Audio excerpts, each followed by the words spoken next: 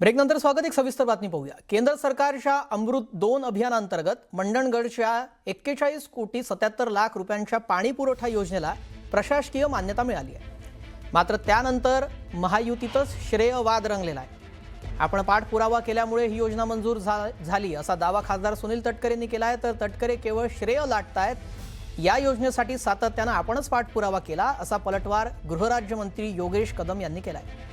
या वादामुळे मंडणगडचं राजकारण चांगलंच तापलंय।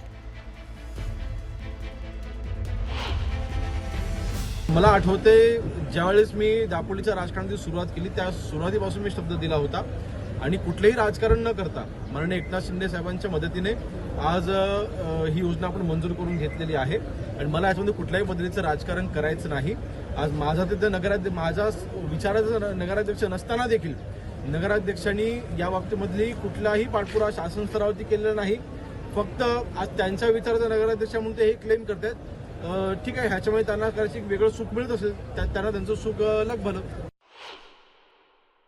मला विश्वास आहे की पुढच्या मर्यादित कालावधीमध्ये याची जी प्रशासकीय बाबी पूर्ण करायची आहे, निविदा मागवणं, स्वीकारणं आणि प्रत्यक्षात कामाला सुरुवात करणं ही बाब त्या ठिकाणी आम्ही नक्कीच करू। मी मुख्यमंत्री उपमुख्यमंत्री यांना विनंती करेन की या अत्यंत महत्त्वपूर्ण योजनेचा शुभारंभ करण्याच्या निमित्ताने त्यांनी आवर्जून मंडणगडला माझ्या लोकसभा मतदारसंघामध्ये यावं आणि पुढच्या वर्षभरामध्ये योजना जर का आम्हाला पूर्ण करता आली तर मंडणगड वासियांचं दीर्घकाळचं पिण्याच्या पाण्याचं फिल्टरशी जे काही स्वप्न होतं ते साकारलं जाईल।